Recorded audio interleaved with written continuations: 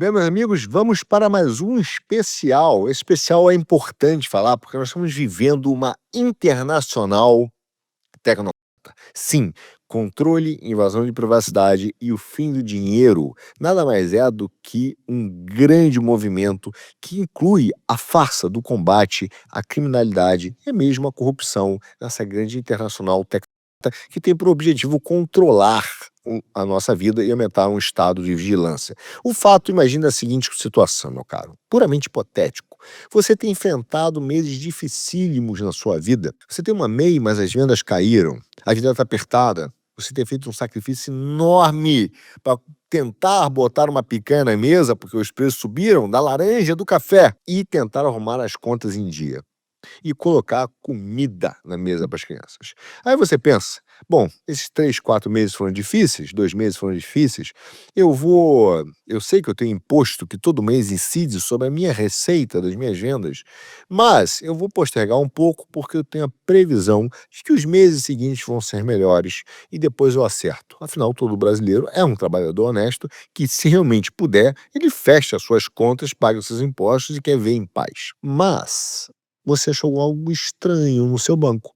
Simplesmente aconteceu algo que você não esperava, olhou o extrato e o valor está menor. Liga para o banco, aí o gerente fala para você: calma, meu amigo, calma. Nós temos a melhor reforma tributária do mundo. E nessa reforma surgiu um método que se chama split payment, pagamento dividido. A coisa funciona assim: na hora que entra a receita na sua conta, a tecnologia calcula na hora mais ou menos a origem dessa receita e o tributo sobre o evento que é tributável. Portanto, o dinheiro é imediatamente separado e vai para a União e a sua parte para você. Aí você fala: pô, peraí, irmão, isso não é bom. Eu queria postergar esse pagamento. Eu queria postergar, vamos acertar com o governo. Aliás, vocês calcularam errado. Aí o banco vai dizer: bom, acerte na justiça, né? Porque é assim que o split payment funciona. Bom, aí você vai dizer: cara, mas eu vou ficar sem dinheiro? Pô, eu ia pagar o imposto. Mas como é que você ia pagar o imposto? Com um valor lá na frente que eu vou receber. Ah, então você tem um valor na frente para receber? Não se preocupe, nós oferecemos um crédito rotativo para você. Aquela taxazinha, né, do Itaú, redonda. Pois então, aí você vai e liga para sua mãe, que é costureira, mas ela não pode fazer a transferência porque senão ela vai chamar a atenção da Receita, porque o movimento dela de Pix vai ser maior do que os tais R$ 5.000 por mês. Bom, aí você fala: mãe, fala o seguinte, então me dá em dinheiro, eu vou aí pegar. Ela fala: meu filho, eu não saco mais dinheiro, porque agora eu só uso Drex. Isso é um mundo imaginário, onde que veio me encher a paciência. O fato, meu amigo, é que é difícil acreditar que a gente está vivendo em uma época de puras coincidências, onde há uma harmonia entre o Drex, o Payment da reforma tributária e o monitoramento do Pix. Pois é, meu caro, é exatamente isso que é a grande promessa tecnológica. A convergência de sistemas de controles que envolvem o fim do seu sigilo bancário e o fim da sua independência financeira, onde os sistemas tecnológicos e o governo controlarão a sua vida. A mensagem da tecnologia permanece a mesma, meu caro. Ela mais ou menos diz o seguinte: a tecnologia vai resolver todos os nossos problemas, porém, às custas das relações e das liberdades humanas tradicionais. Pode deixar, você tem sigilo. Nós recebemos online porque somos a Receita, mas para todo o resto, você tem sigilo. Pois é, e o pior é que a gente vive isso com um condicionamento sistemático por meio dessa mídia que exige, tá, uma estrutura que é igualmente sistemática para implementar tudo isso em larga escala e ficam vendendo isso como se fosse uma coisa maravilhosa. O que que eles vendem? Um controle, só que ele é sempre justificado, meu caro, por um combate a um problema. No nosso caso, a criminalidade. Precisamos reduzir a criminalidade, ou mesmo a corrupção. No caso dos Estados Unidos, eles dizem que também botam uma pitadinha, dizem que também é contra o terrorismo. Mas o mesmo papo. A tecnologia vai resolver todos os nossos problemas às custas da sua liberdade, do seu sigilo, da sua privacidade. E aí, você tem medo ou não tem medo da transparência? Por que você está com medo? Deve ser criminoso, hein, sonegador? Pois é, meu caro. Por isso é que as moedas digitais do Banco Central estão criando o que nós podemos dizer que é um gulag digital. E por isso que o Trump simplesmente resolveu proibi-las, porque é onde cada transação pode requerer uma aprovação e pode ser monitorada, sim, ou até mesmo evitada, dependendo da sua natureza. Esse é o problema. Essas, por exemplo, pontuações ambientais do ESG, por exemplo, tá? Elas podem estender o controle, sim, a um comportamento corporativo, e aí você bota uma inteligência artificial para ver se a empresa que está recebendo ela é ou não é ESG automaticamente. Isso irá forçar com que ela compense ou não compense, ou tenha um tributo maior por causa da sua não conformidade com a ESG, mas fica tranquilo, porque vai ser o split payment, tudo automatizado, né? Ou seja, processos de tomada de decisão cada vez mais automatizados. Esse é o novo paradigma que eles querem implementar. Algo que codifica, de fato, torna sistemático, tecnológico, torna automático todas as iniciativas de uma espécie de cultura de cancelamento que vai ser causada pela essa diversidade, equidade e inclusão, que é o DEI, tá? Num sistema monetário. Que é por isso, meu caro, que o Trump foi imediatamente nessas duas vertentes: acabar ou proibir a CBDC e acabar com a política DEI nas companhias no sistema, para evitar esse tipo de harmonia de controles, que é pura coincidência, tá? Enfim, essa centralização, meu caro, de conhecimento e dados dentro do governo reflete, sim, e esse é o problema, essa ambição tecnológica que está sendo alimentada, e é esse o grande perigo dentro também da inteligência artificial. Por exemplo, você pode ver nas várias iniciativas do AI World Society, o AWIWS, né? E tudo isso está exatamente documentado dentro do livro do Zygmunt Zembrisk, que é o Between Two Ages, onde ele expandiu essa ideia essa estrutura, né, e descreveu essa era tecnotrônica, como ele chamou, marcada por alguns pontos, que são a vigilância do cidadão, o controle por meio da tecnologia, a manipulação do comportamento e as redes globais de informação. Vivemos ou não vivemos este momento? Um momento de estado de vigilância corporativo e estatal pleno. Por isso é que essas moedas, DREX, a reforma tributária com split payment e também o monitoramento do PIX são parte de uma rede altamente perigosa. E o Zygmunt Zembrisk previu exatamente isso, com um plano, tá? Não é que ele estava fazendo uma análise, ele planejou isso. Tanto que ele escreveu, abre aspas, foi palavras dele, vou ler aqui. Ele fala o seguinte: a era da tecnologia envolve o aparecimento gradual de uma sociedade mais controlada, onde tal sociedade seria dominada por uma elite sem restrições de valores morais tradicionais. Em breve será possível afirmar uma vigilância quase contínua sobre todos os cidadãos e manter atualizados arquivos completos, contendo até mesmo as informações mais pessoais sobre o cidadão. Esses arquivos serão sujeitos à recuperação instantânea pelas autoridades. Meu amigo, é ou não é o plano da Receita Federal? É ou não é o plano que foi dito e montado com o monitoramento do PIX, do DREX e do Split Payment? Então, nós estamos vendo no Brasil um grande modelo, uma internacional que avança dentro do sistema financeiro para experimentar esse controle, esse meio de vigilância, esse meio de manipulação de comportamento e esse meio de vigilância quase contínua, onde se mantém arquivos completos com informações sobre cada cidadão. É exatamente essa classe burocrática tecnológica como uma classe predadora, meu caro, do mal. E essa é a ideia central da tecnocracia. É a ideia de uma sociedade que deve ser administrada por um sacerdócio científico, que vai regular toda a sociedade para garantir a produção e distribuição de bens essenciais. Eles vão dizer exatamente o que é permitido ou não na distribuição de bens. Você terá uma cota, tá, de energia que é não negociável.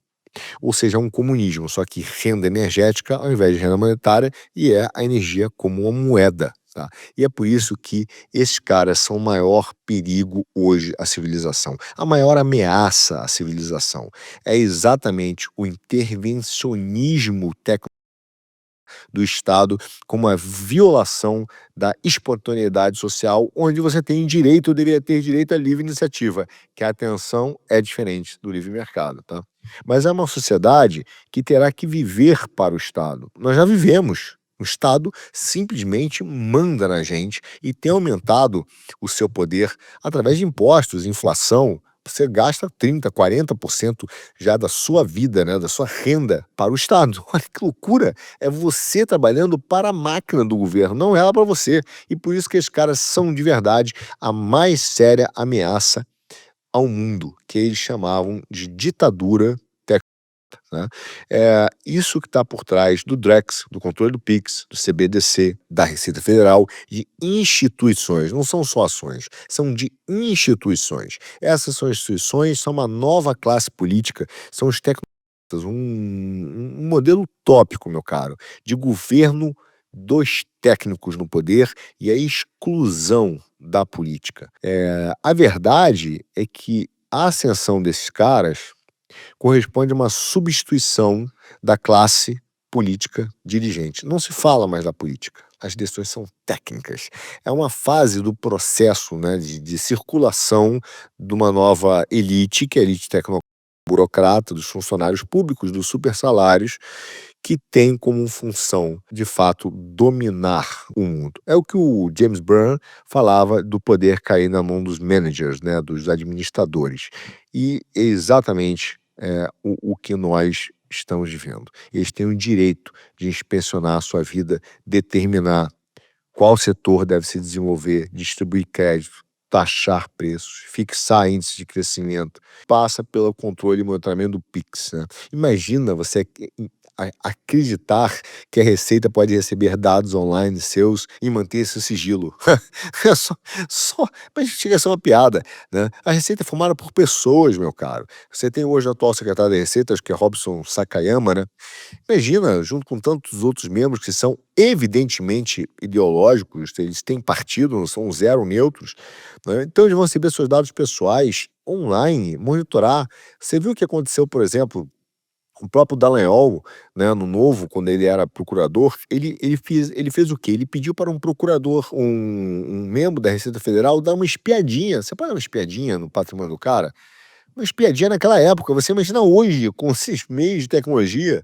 Então, eles acham que o governo é seu dono. E é exatamente isso que esses caras se tornaram. O que a Receita Federal se tornou, e veja bem, não é só no Brasil, e a gente vai abordar isso, mas eles são um braço de controle, monitoramento e supervisão de poderes que hoje são supraestatais. Aliás, isso é o Ministério Público Federal e a Receita Federal. São braços de poderes supraestatais que vêm controlando o sistema financeiro nacional, que estão impondo um controle de renda monetária e transformando isso, sem saber mesmo, como apenas inocentes úteis, ferramentas, né, bonecos na mão dessas pessoas para garantir a hegemonia do Estado corporativo. Esses caras hoje fazem parte de uma grande rede, de uma grande estrutura de vigilância policial, jurídica, técnica para garantir a hegemonia do que virou esses monopólios globalistas, tá?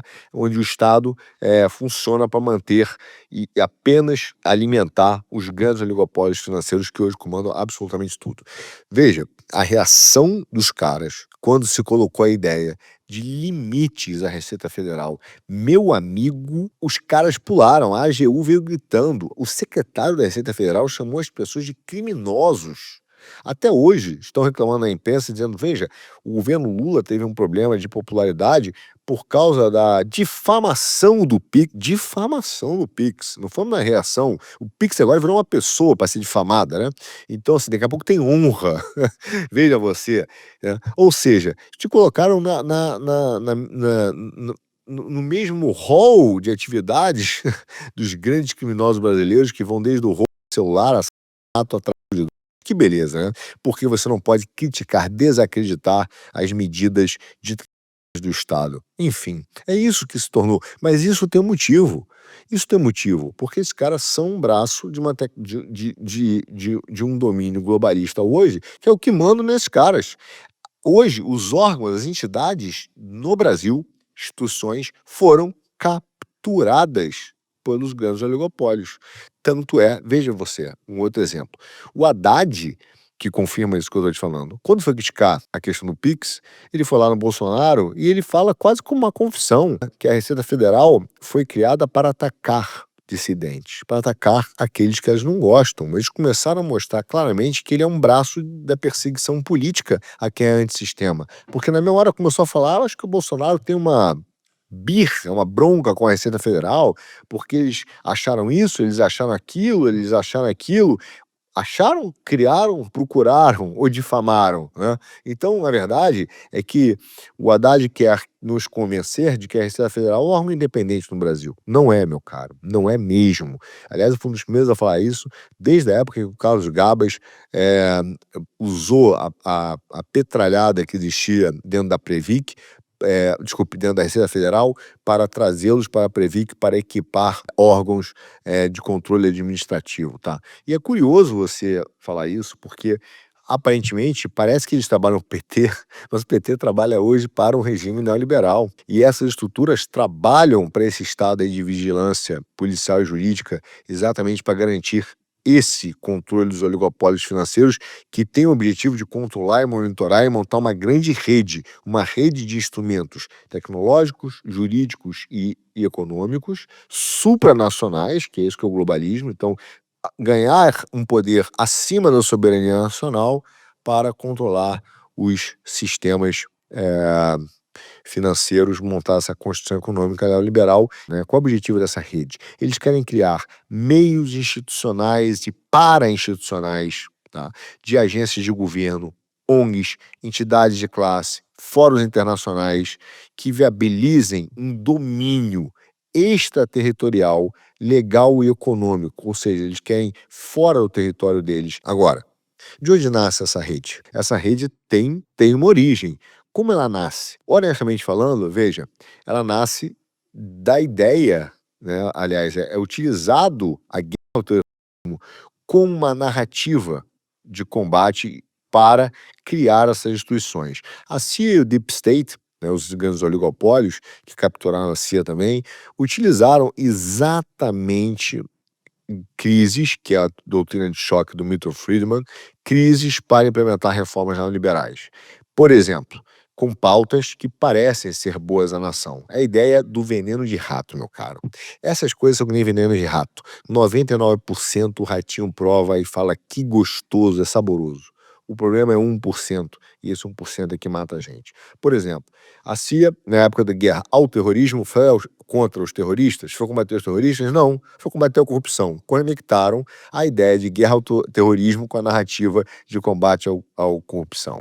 E aí falar o seguinte: precisamos combater as práticas de grupos extremistas e fundamentalistas que enfraquecem a democracia e o livre mercado. Você conhece um pedaço, claro que não todo, desse discurso? Grupos extremistas, fundamentalistas, extremistas radicais, ultradireita, que enfraquecem a democracia e o livre mercado. Pois é, fizeram de tudo, meu caro, para criar instrumentos jurídicos de perseguição e controle, e alguns desses foram os tratados de assistência técnica internacional, tá? Que foram criados através do que, não na era Bush, mas lá na era Obama, foi o Estado de Segurança Econômico. Que a ideia era essa: controlar os sistemas financeiros e as cadeias também de suprimentos, insumos altamente sensíveis e os sistemas de liquidação financeiro para permitir uma economia planejada, tá?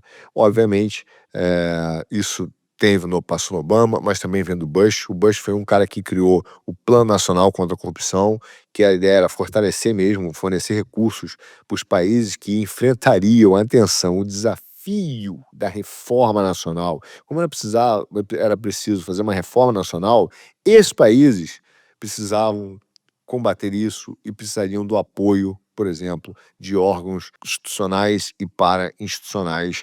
E a ideia foi utilizar o combate à corrupção e o combate ao terrorismo, exatamente para criar uma área de influência junto a funcionários públicos, juízes e mesmo polícia no exterior. A gente não pode esquecer que o judiciário, dentro da teoria neoliberal, queria acabar com os Estados-nação, usariam esses órgãos, né, para de agência para implantar uma economia, uma construção econômica global. E, portanto, era preciso ter esses órgãos de domínio do judiciário, incluindo, tá, que não é do órgão do judiciário, mas a Receita Federal e, aí sim, o MP, para fazer um instrumento de controle do sistema financeiro. Se lembra da dobradinha, né? Vou repetir, do Deltan e da Receita Federal, né? Dar uma espiadinha, né? Pois é, isso vem daí. O Deep State capturando o Estado e se tornando o guardião das relações internacionais, mundiais, do mercado, da concorrência, da livre iniciativa. Tudo isso de forma extraterritorial. Agora, como eles fizeram isso? Através do arcabouço jurídico, tá? Criaram arcabouços jurídicos e estruturas de poder. Duas grandes iniciativas. A primeira foi a criação de arcabouço jurídico e outra das estruturas de poder. Para a gente entender, a lei patriótica, tá? Que é a primeira, Patriot Act, de outubro de 2001. O que ela permite, meu caro? Ela permite que órgãos de inteligência como a CIA interceptem ligações, mensagens eletrônicas e até mesmo as redes sociais de qualquer pessoa no mundo suspeita de ligação com o terrorismo, que passou a ser um conceito bastante alargado, tá? Seja ela nacional, seja estrangeira, sem que haja ordem judicial. FCPA, segunda lei, foi remodelada para aumentar o raio de ação exatamente de procuradores oficiais da Justiça dos Estados Unidos. E a Lei Sarbanes-Oxley, que impulsionou o que eu chamo de mercado do compliance, a indústria, que na verdade só favoreceu escritórios de advocacia e contadores em geral e criaram um mercado gigante, meu caro. Eles criaram um mercado, um soft power, uma indústria que hoje é da ordem de 20 bilhões de dólares ano e que vai atingir agora em 2030 35 bilhões de dólares. Sabe isso, o que é isso? Isso não é produto, isso não é inovação, isso é apenas controle, custo passivo, retirada de lucro das empresas, meter a mão de todas as empresas do mundo para criar uma rede de intervenção branca e espionagem para forçar o controle governamental nas empresas que tira dos empresários e, portanto, né, da economia, nada mais nada menos que 20 bilhões de dólares ano. E isso, meu caro, foi feito em alguns momentos, mas Obama expandiu isso violentamente. Um dos órgãos que o Obama fez e acerou com essa questão foi o que a gente chama de OGP. Ele criou a Open Government Partnership, que foi uma parceria pelos governos abertos. Foi lançado na ONU lá em 2011, em conjunto com outras agências governamentais, ONGs, entidades da sociedade civil, tudo isso. Após 10 anos de lançamento, meu caro, esses caras já tinham 80 países comprometidos a implantar uma série de políticas públicas que convergem a política com os interesses do deep state americano, dos globalistas, que estão relacionados à transparência, governança, anticorrupção, mas você acha que para por aí? Igualdade de gênero, práticas woke e, obviamente, direitos ambientais. Claro, meteram junto direitos ambientais, né? Tinha que ter. Enfim, tudo isso também começou a virar lei no Brasil em 2011, incluindo a mudança das leis de lavagem de dinheiro e organização criminosa, que foi refeita em 2013, 2014, 2013 pela Dilma. Que tal? O que você acha? Pois é, passou lá na Dilma. Ou seja, nesse momento, os caras conceituaram a ideia de crime organizado de uma forma muito mais ampla, mas muito mais ampla. Veja, por exemplo, o que virou a política hoje. Tudo, absolutamente todas as notícias da política, você vê dentro da perseguição sempre o pacote. Organização criminosa, lavagem de dinheiro. Organização criminosa, lavagem de dinheiro. Não importa qual é o crime. É organização criminosa, lavagem de dinheiro, um crime. Organização criminosa, lavagem de dinheiro, um crime. Isso veio dessa época. Exatamente. Tudo, até mesmo grupos políticos. Na verdade, o que houve foi um alargamento desse conceito para incluir absolutamente tudo que se choca com os interesses dos globalistas. E isso está relacionado, por exemplo, ao greenwashing, lavagem verde, que é do meio ambiente. Estão expandindo a ideia de organização criminosa para caber nessa confusão aí.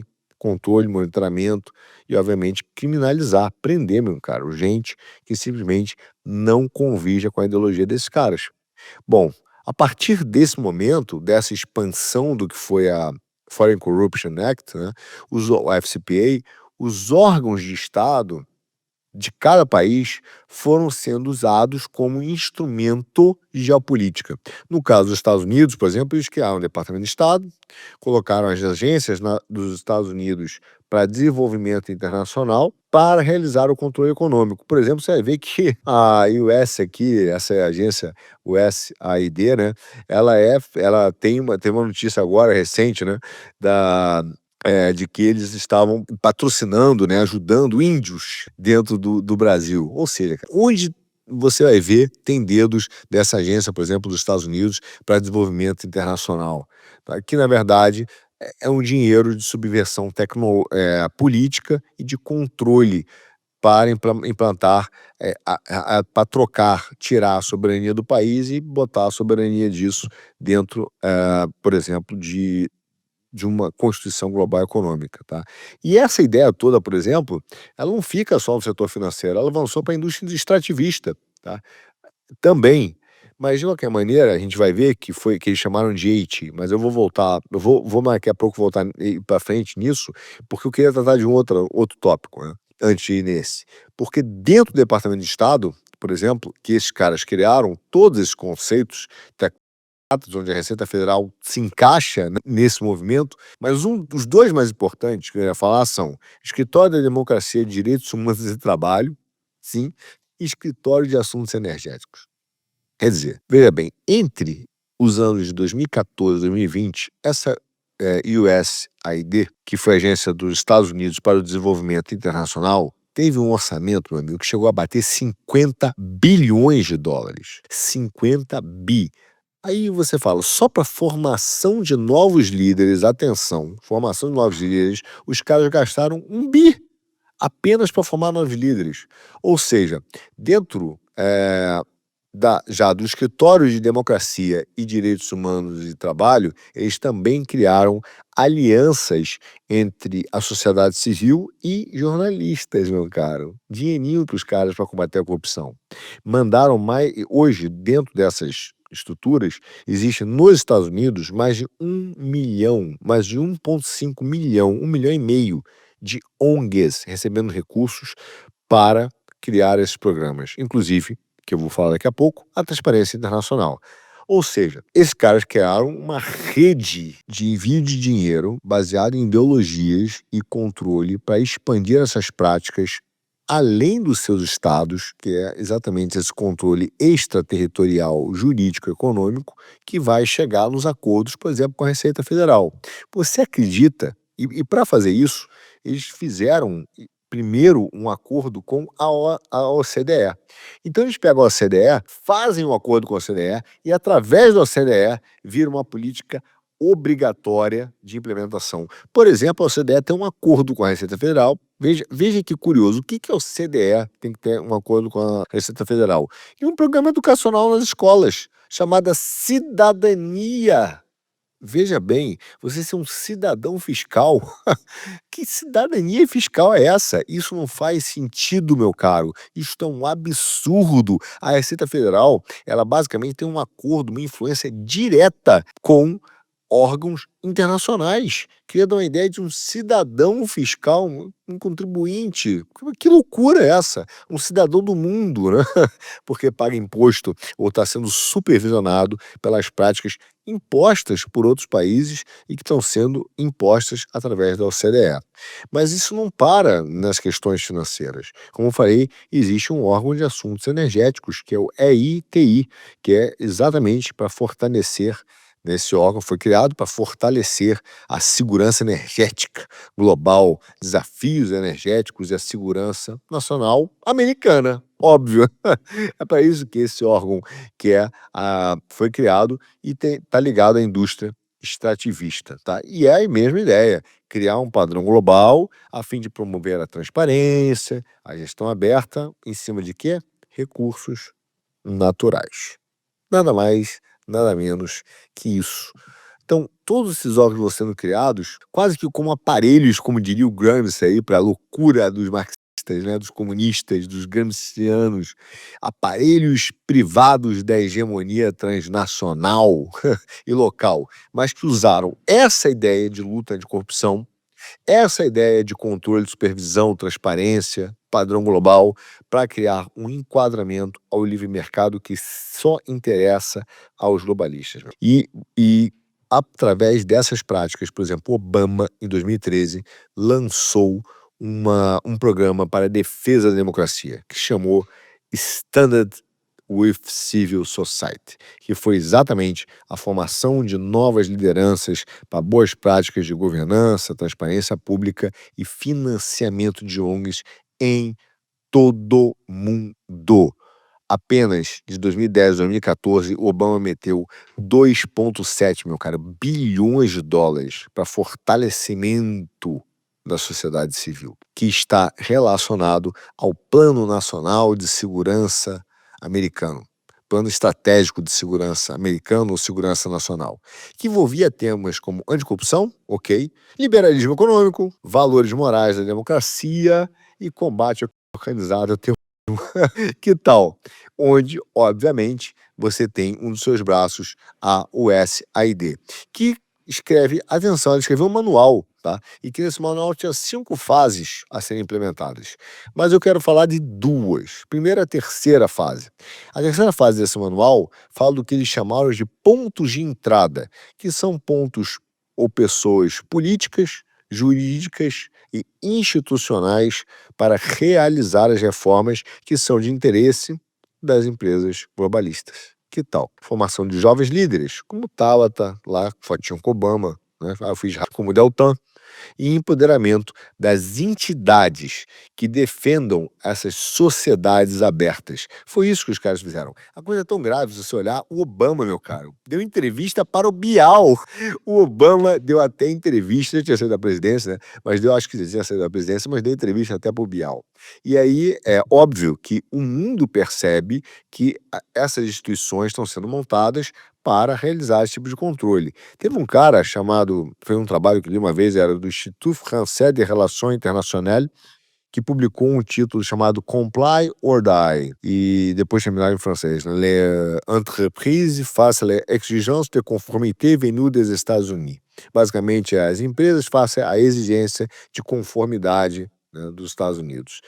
E esse cara mostra como o Office of Foreign Assets Control, o OFAC, e o FCPA foram carro-chefe do soft power legal que os Estados Unidos montou, na verdade, que as empresas globalistas montaram para dominar grande parte das nações e dos sistemas econômicos.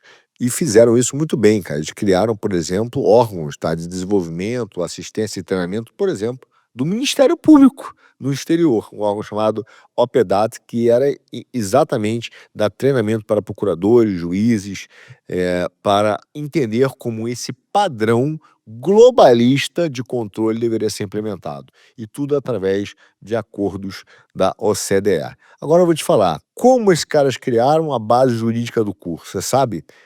Os padrões jurídicos, foi uma parceria entre um escritório privado de advocacia e uma universidade, mais precisamente entre a Universidade de Stanford e um escritório chamado Sullivan and Crowell. E se você já viu Geoeconomia, você vai lembrar que esses caras são lendários escritórios de advocacia nos Estados Unidos, de onde saiu o primeiro presidente, né, da CIA e o ministro, né, de defesa, primeiro secretário de defesa dos Estados Unidos, que eram irmãos, que são os Dulles. Um era o Alan Dulles e o outro, eu não me lembro o nome dele agora, mas eram irmãos. Eu já falei disso bastante, o Kim já falou disso também enormemente.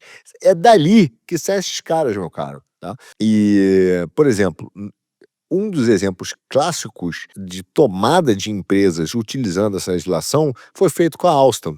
O presidente que chama já foi um dos presidentes da Alstom, que foi o Frederic Perrussi. Esse cara foi preso nos Estados Unidos, acusado de corrupção. Ele escreveu um livro chamado Armadilha Americana, e esse cara, por causa da sua prisão, foi obrigado a vender a Alstom para a GE, muito embora, veja bem, tivessem ofertas da Siemens, da Mitsubishi, com um preço muito melhor, tá? Mas foram obrigados a vender para a GE, principalmente por causa da sua filial ali do setor de energia nuclear, que era altamente estratégico na Alstom, e ela foi vendida para a GE. Tal, através dessa legislação de estruturas de rede montada pelos globalistas, né?